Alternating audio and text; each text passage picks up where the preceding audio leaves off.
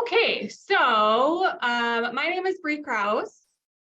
I am the director of the opioid treatment program here at the Heartview Foundation. So I oversee the running of our methadone program.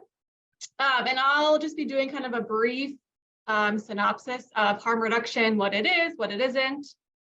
So today we will kind of explore what harm reduction is, what it is not, talk about some different examples of harm reduction, and then some of the goals that are associated with harm reduction and some of the strategies that they utilize. So before we start, just in the chat, or you can even out loud, just your guys's thoughts about what harm reduction is, what you know about it, what your definition would be of harm reduction. So Bree, to me, harm reduction is meeting people more where they are and trying to reduce risks, maybe not completely end their whatever it is that's putting them at high risk, but maybe just working on some smaller goals. Yeah, I like that. Let's see. Oh, I can only. Reducing the risk of harm associated with behaviors. Whitney says baby steps, save lives, meeting people where they're at, any type of outcome improvement, strategies to minimize risk. Yeah, that's awesome. So to start, I just wanted to go over some statistics that are out there as it pertains to substance use disorders that I found to be really interesting, but also kind of shocking when it comes to just the world of substance use. So according to the CDC, from May of 2020 to April of 2021, 100,000 people died of an overdose. That was an increase of 29% compared to the time frame of the year prior. Uncertain how much of that was as a result of COVID, but still a pretty significant increase in terms of overdose deaths. According to the CDC, since 1999, over 760,000 people have died of an overdose. 2 out of 3 overdose deaths in 2018 involved some type of opiate. According to Health and Human Services, the rate of overdose fatalities has jumped 250% since 1999. And according to the CDC, the estimated lifetime cost of treating one person with HIV is $450,000 a year, or per lifetime.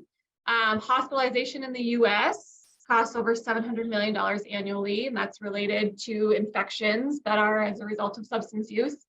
And in the US, the estimated cost of providing healthcare services for people living with chronic Hep C is $15 billion annually, which I think is astounding. Now, it's not really clear necessarily with that last one how many of those folks are a result of their substance use and how many are a result of other behaviors, but in the grand scheme of things, that's a pretty large number as it relates to how much money is spent providing care for people living with that infection.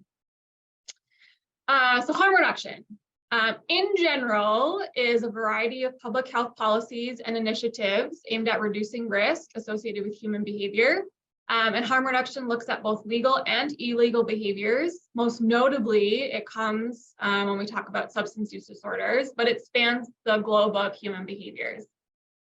According to SAMHSA, it's an approach that emphasizes working directly with people who use drugs to prevent overdose and infectious disease transmission, has a goal of improving physical, mental, and social well-being of the folks that are part of harm reduction services, and it offers options to accessing treatment and other healthcare services that they may otherwise not be involved in.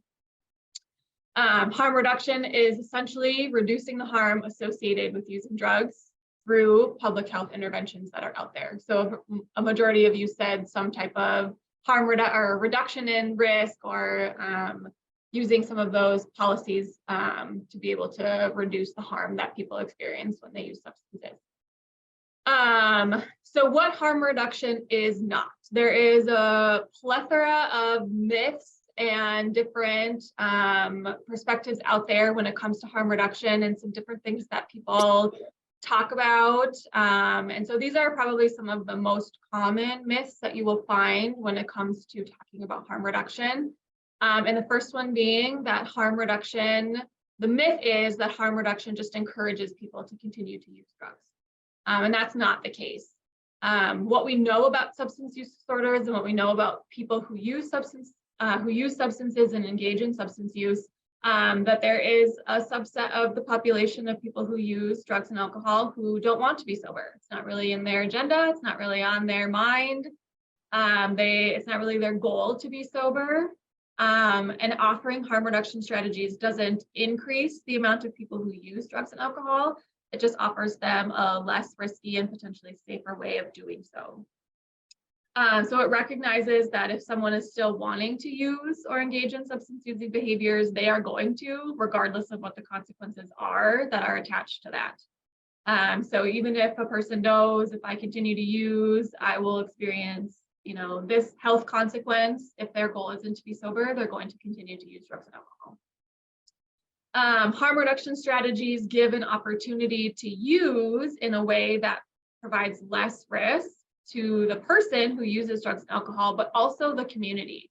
So it looks at kind of both sides of that. So when we offer harm reduction services or strategies, we're not only looking out for the person, but we're also looking out for the community in which they live. I participated in a training probably 2 years ago of a gal who was part of the Harm Reduction Coalition out of Colorado. And she talked about that offering harm reduction services has an impact on the community because if we offer those things, we're taking some of the risk out of the community. The example she gave was a safe consumption site. So that's a space where people can go and use substances at a facility where there are people who can monitor and make sure that they are okay. And she talked about there's less risk in doing that than there is finding someone in a Starbucks bathroom or finding them in a public park where they've used or they've overdosed or something like that, and the risk that's associated to the community with that type of behavior. The second myth is that harm reduction discourages treatment involvement. That is not the case at all. There's actually a strong connection between harm reduction strategies and avenues into treatment services. There are a lot of spaces where they will have some staff members at a needle exchange program, or they'll have access to services to help connect people when and if they are ready to enter treatment. It doesn't necessarily say that being involved in treatment is bad, but rather it just gives them an avenue and a platform to be able to engage in some of those services. And some people will enter treatment services while still participating in harm reduction strategies. And then ultimately at the end, they end up in complete recovery and there's no longer a need for harm reduction services, but that was the platform for which they jumped into the treatment world. And then the last, the last myth that I have listed here is the myth is that it increases the community risk or involvement in illegal behaviors. And that's actually not true. There's a lot of research over the years that suggests that programs don't promote any greater risk or involvement in illegal behaviors. The studies that I have seen talk directly about needle exchange programs, and there's a lot of naysayers who indicate that if we put a needle exchange program in our community, it's just going to increase the drug use, it's going to increase crime. And they've done lots of studies that actually suggest there is no greater risk to a community who has a needle exchange program and who doesn't. So are there any other myths that maybe any of you guys have heard, or things that maybe prior to this treatment you believed yourself, or anything that you guys have heard as it comes to harm reduction that you've had to dispel or that has been dispelled that you are aware of? You can throw it in the chat, or you can be brave and unmute yourself. I would just say it was more of a confusion by people of, I think if an individual isn't understanding and has never been addicted to anything and just has no concept of it whatsoever. The thought is just, well, just stop cold turkey. And so I think there's just a huge misunderstanding of how we can help. Definitely. Yeah. Jill says, so many say that it's dangerous to work in harm reduction sites because of people who use drugs. Some people see harm reduction as enabling. Absolutely. There's definitely kind of that fine line between offering a service and enabling. And there's definitely tread some gray area in that as well. Yeah. I think the most important thing to know about harm reduction really truly is that at the end of the day, the goal of harm reduction is to save lives.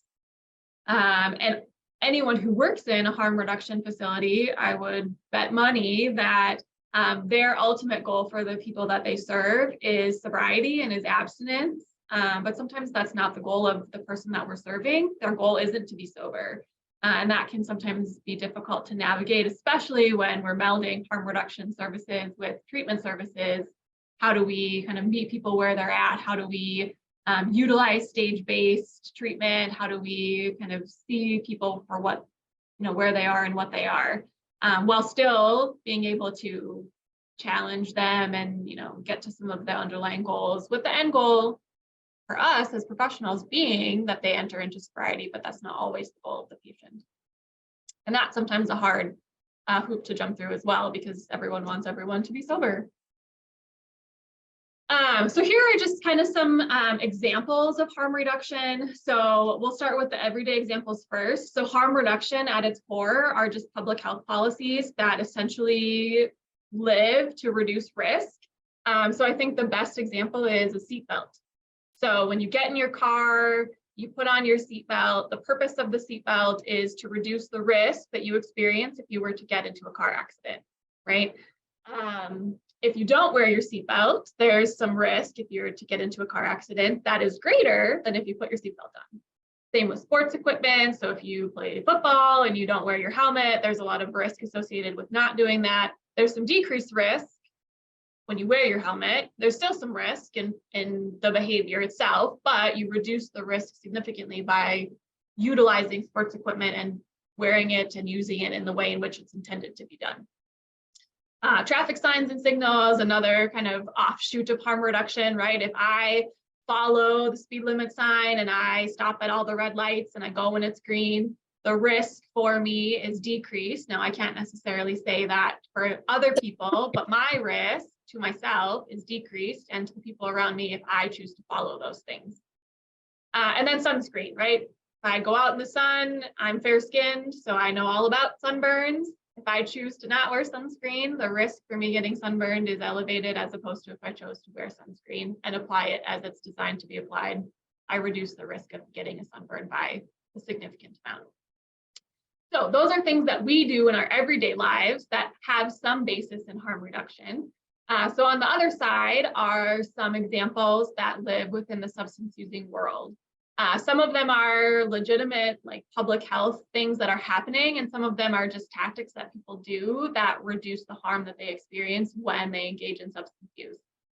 So eating food or drinking water while we're out drinking. If I know I'm going to go out drinking all night and I eat some food and drink some water, space out my drinks, that's a harm reduction strategy. I'm reducing some of the risk and some of the impact that alcohol might have.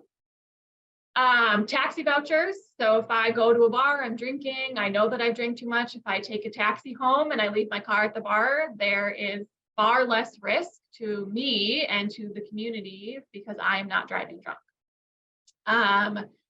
Needle syringe exchange programs, that's probably one of the most notable examples of harm reduction, where folks can go and essentially take their used needles and exchange them for clean needles. There are a variety of spaces across the United States and across the world who have adopted a model of essentially one in, one out. So for every one you bring in, you get one. And there are others that just kind of say, bring what you have and we'll give you what you Narcan distribution and training, that's kind of another example of harm reduction to some degree. Fentanyl test strips. So people can actually go online. I think they're on Amazon, and you can order testing strips where you can actually test whatever substance you are using to determine if there is fentanyl in there. I'm going to skip the safe consumption site one for a second. And then the last one is medication assisted treatment. So methadone, buprenorphine, Vivitrol, antabuse, all potential avenues for harm reduction, depending on how a patient wants to utilize those services. Ultimately, the end goal is abstinence. That's not always the way in which people engage in those services. Safe consumption sites are probably the one area that you see the most controversy over. I don't believe there are any in the United States. There is at least one in Canada, and there are some over in Europe in that area. And essentially, I know someone in the comments, I think Kim said, bars are an example of a safe consumption site for alcohol. Yes, absolutely, they are. These sites are actually funded, and they are designed for people to essentially bring whatever substance it is that they are using and use at that facility. It's a safe, it's a secure facility. There are staff there who are there to monitor, medical staff, to ensure that people don't overdose, and they have access to medical care while they're there. Like I said, hot topic. They are definitely a controversy. I'm not sure that, I don't know that we'll ever see one maybe in my lifetime, I don't know, but they are definitely something that the harm reduction world advocates are kind of pushing for some of those things. There's a facility out of Colorado that I talked about earlier that have been really advocating for some of those harm reduction sites, or those safe consumption sites. Cindy thinks there's one in New York. That could be. I'm not 100% certain, but there might not be more than one if there is one. Yeah, I think there's literally one in New York City, and it has been a source of a lot of controversy. So, yes. but there was an article about it in the New York Times late last year. Anyway. Okay. Yes. Yeah. Cool. Thank you for that. Yep. Okay, so there are some goals when it comes to harm reduction. The primary goal of harm reduction being to save lives and protect the health of the people who use drugs and their communities. At the end of the day, that is ultimately what harm reduction is all about. It's saving people's lives. And I think an overarching goal of harm reduction, much the same as abstinence-only models or stage-based treatment, like, at the end of the day, we just want people to be well. And I think the goal always is sobriety and recovery. I spent some time working for the Department of Corrections here in North Dakota, and I always had an unrealistic lifelong goal that one day I would get a call that there is nobody committing crimes anymore and nobody is using drugs anymore, and I would have to go be a baker somewhere or find a new career path. So ultimately, that's harm reduction's goal too, is sobriety and recovery. Harm reduction just recognizes that not everyone is there, and there might be people who don't ever get there, but we certainly want them to be safe, and we want them to at least have access to things that will help kind of protect them and protect their community. Other harm reduction objectives: decreasing stigma associated with addiction, increasing education on safer substance use. We know that there are safer ways to use drugs and alcohol. It's much safer to use a clean needle than it is to use a used needle or a dirty needle. That's a fact. That's what we know. Part of harm reduction is encouraging protected sex, and then connecting people who use drugs and alcohol with health and social services or other support groups, connecting them with treatment. At the end of the day, that's ultimately some of their objectives when a person is ready to engage in those things. There are also overarching goals that, like, preventing the transmission of bloodborne or sexually transmitted infections, discouraging the use of shared needles, and decreasing the number of overdose deaths. Johns Hopkins has their School of Public Health that has some great articles and things about harm reduction, what it is, how they're utilizing it, different statistics, things like that. So So there is a site or an organization, it's called the National Harm Reduction Coalition. I'm gonna just kind of briefly peruse through these, but these are some of the principles that they base their harm reduction services off of. And they kind of speak to the goals and the objectives of what harm reduction, the National Harm Reduction Coalition really truly is. So number one, it accepts for better or worse that illicit drug use is part of our world. And rather than kind of ignoring or condemning it, we recognize that it is what it is, and we make efforts to minimize some of the negative impacts that it has. Harm reduction understands that drug use is complex, and that total abstinence doesn't necessarily work for everyone, and that there are ultimately safer ways to use, and there are ways that are safer than others. Looks to establishes the quality of the individual and the community life and well-being, not necessarily the cessation of drugs. So at the end of the day, the well-being of the person and the community is at the forefront. And just because someone doesn't want to stop using doesn't mean that they should not be offered services.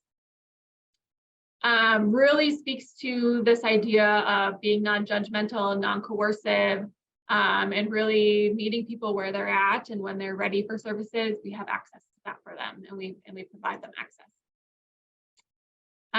Ensures that people who use drugs and those with a history of drug use have a real voice. So they really spend time talking to the folks who utilize harm reduction strategies, what works for them, what doesn't, and really including them in some of the policies and programs that get designed.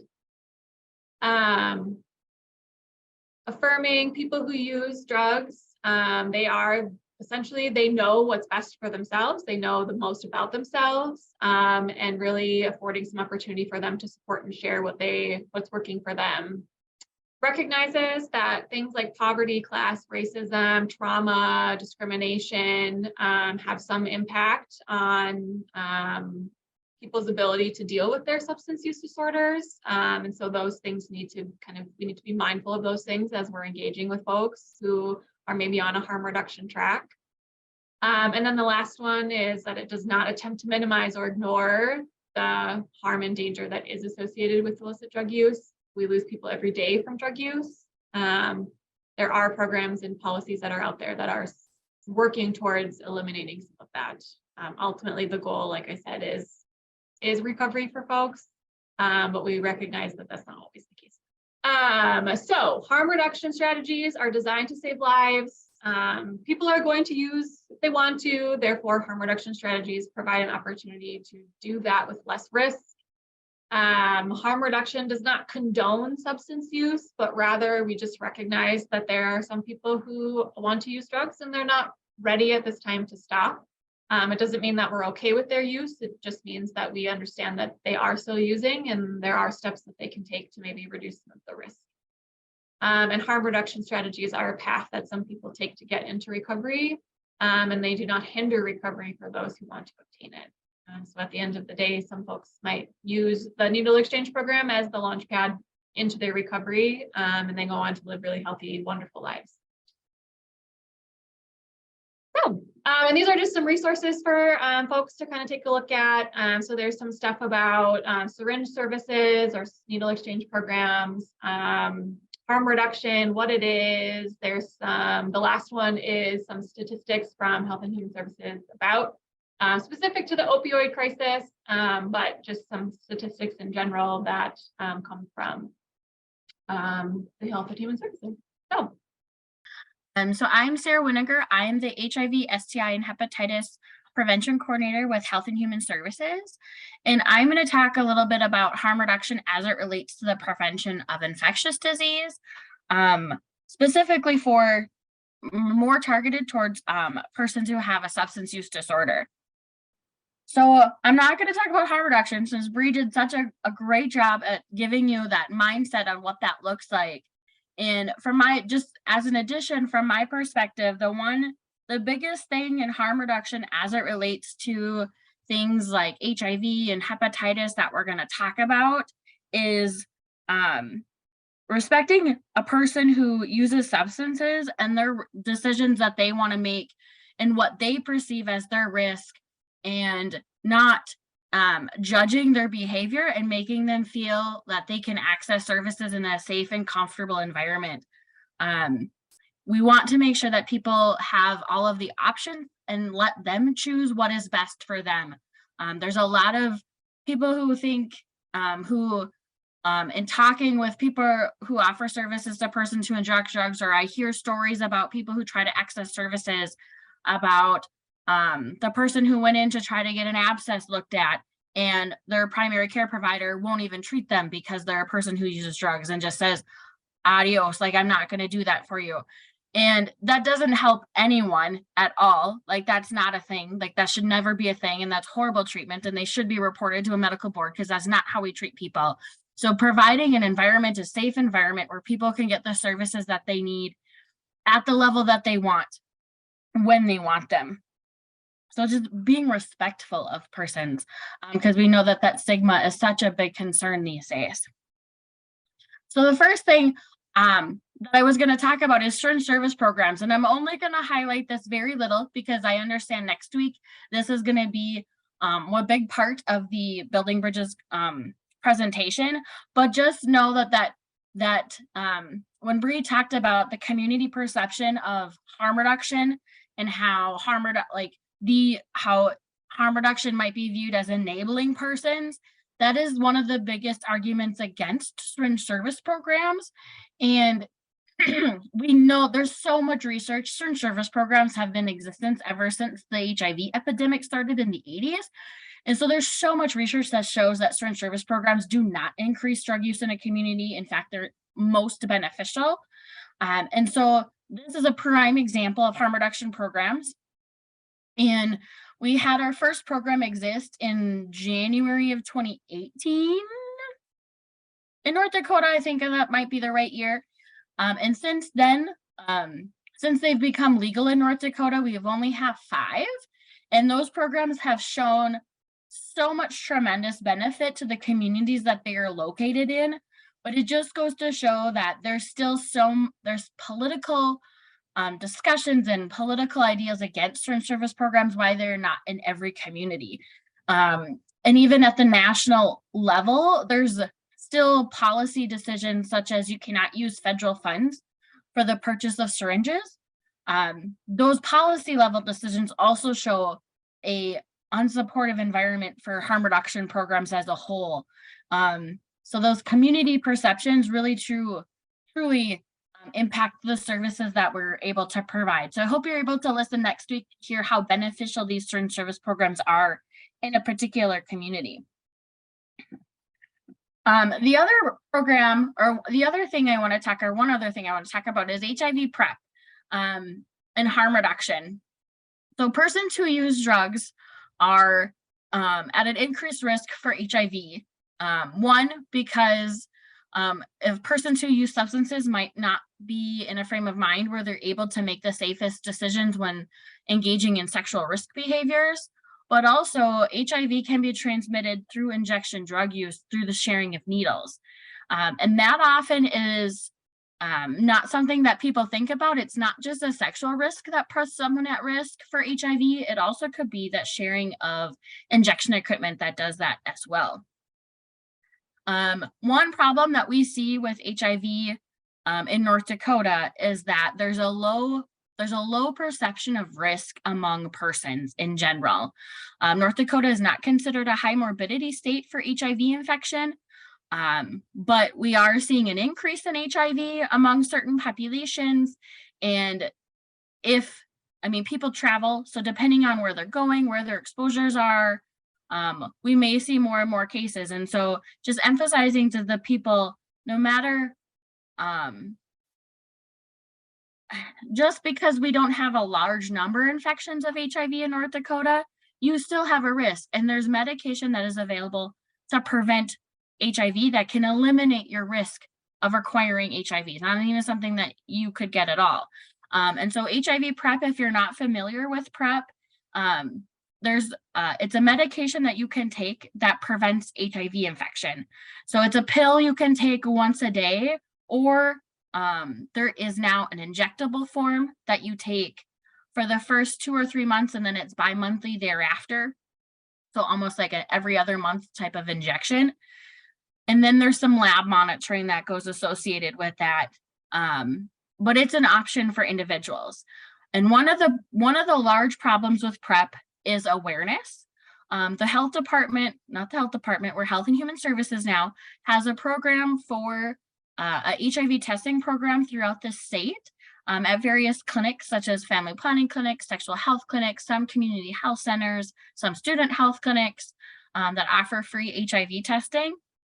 And in that program, there's about 3,000 people tested in a year-ish for HIV, and only 25% of people tested know about PrEP. So PrEP awareness is very low in North Dakota.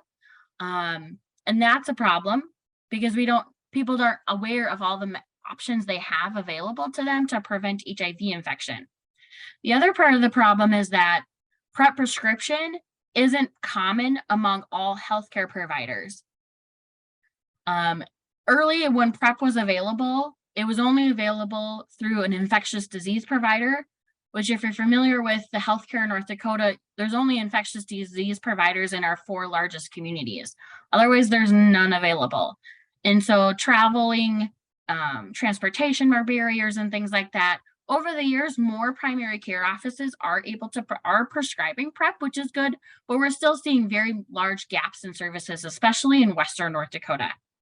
The other thing, PrEP doesn't necessarily have to be at a primary care office. It doesn't have to be at a clinic. So if you're a provider and you can prescribe treatment to someone, PrEP could be a part of that as well. So it's just important to think about PrEP for persons who inject drugs anywhere that a person who has a substance use disorder accesses services. So we know that people are going to go to places that they feel most comfortable in. And those are the places that have to ask about like holistic healthcare to ensure that that individuals are aware of different things. One part of our program here at the Health and Human Services is trying to get an integrated approach to healthcare. We even see it in our private settings where if someone goes in for, let's just say, a chlamydia or gonorrhea screening, they're not also being tested for syphilis. They're not also getting HIV screening. They're not being educated about PrEP.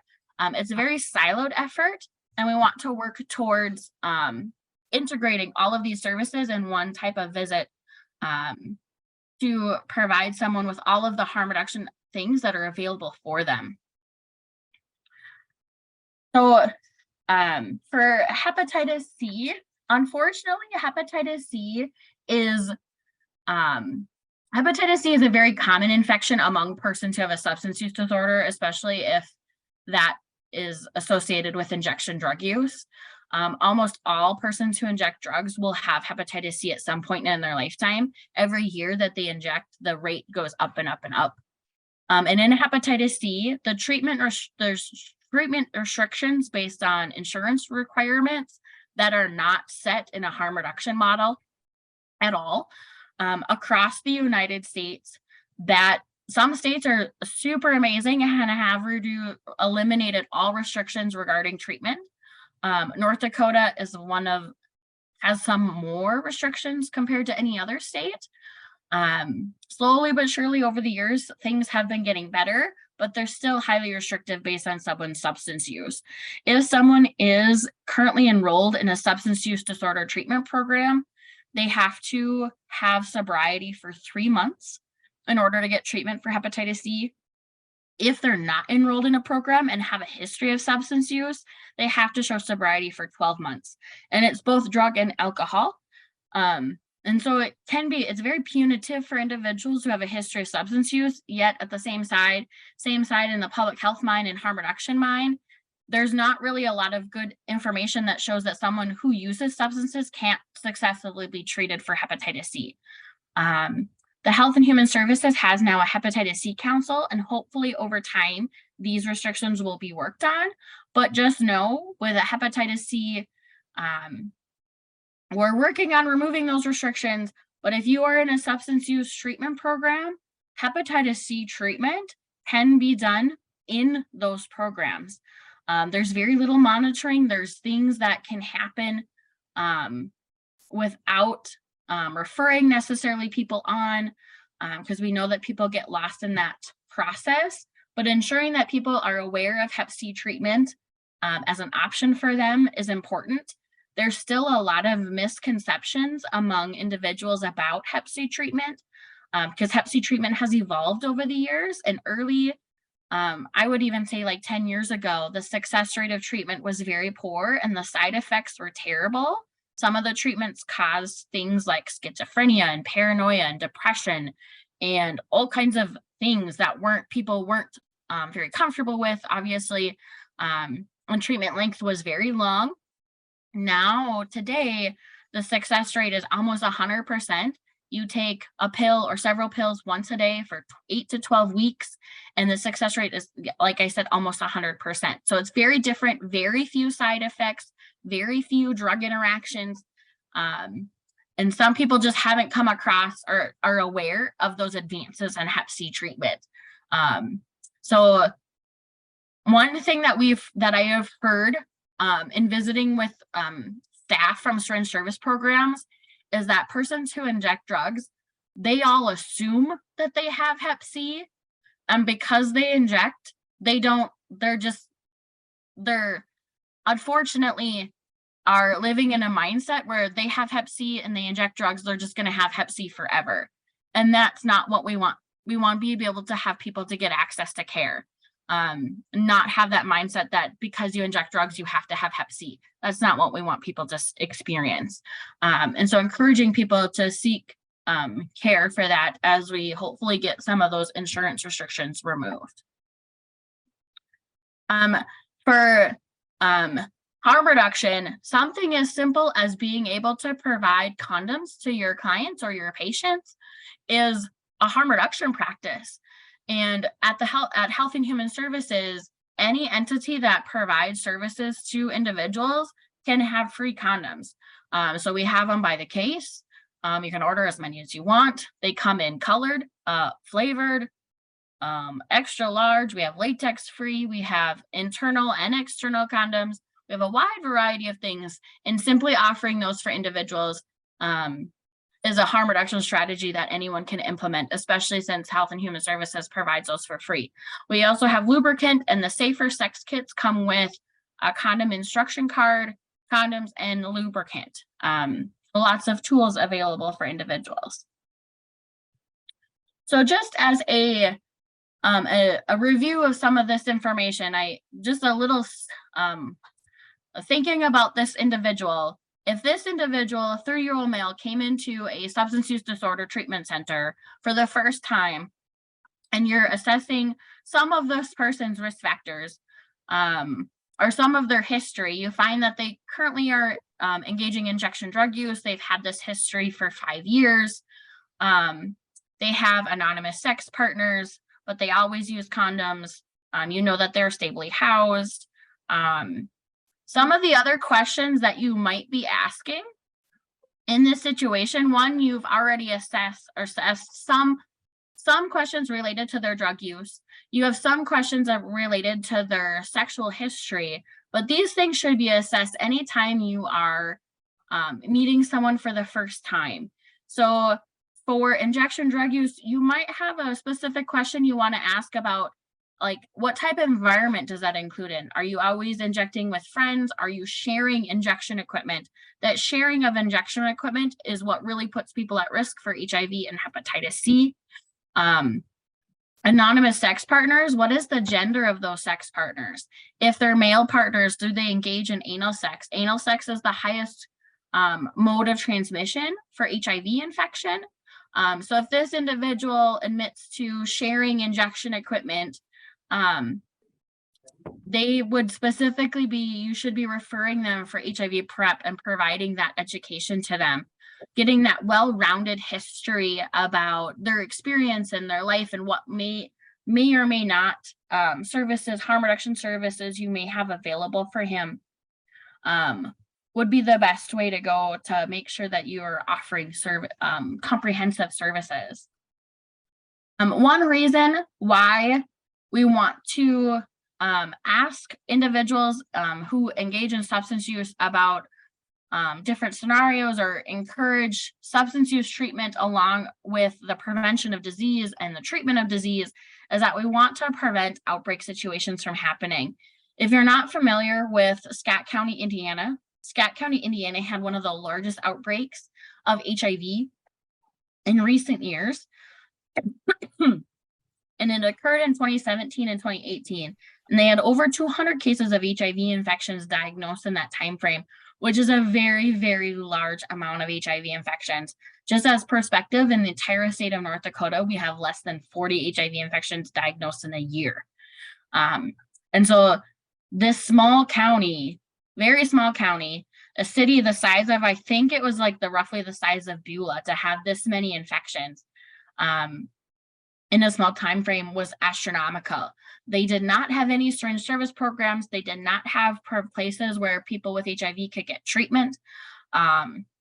They, didn't have healthcare that was really great, especially because the people in this county had high rates of unemployment, high rates of no health insurance. In order to stop this outbreak, they essentially had to establish an entire healthcare system in that county to get these people treated for HIV, and they had to have an emergency declaration to establish syringe service programs. And that is what eventually over time stopped this outbreak from expanding any further than it already had. Most of these individuals also had hepatitis C infection. So the more we can integrate services, the better off we're going to be for preventing something large like this from occurring. So just thinking about the setting that you might work in, how are you integrating all of these harm reduction methods and practices into what you were doing on a day-to-day basis? So are you conducting substance use disorder assessments annually? Do you pair it with some type of sexual health screening annually as well? Remember, people's risks can change from year to year, so that might be something that you have to repeat annually or even more frequently, depending upon the person. Have you established a PrEP program? Are your clients being treated for hepatitis C? What does your referral process look like? Like, are you telling someone this is where you can go, or are you following up to make sure that they did access the services?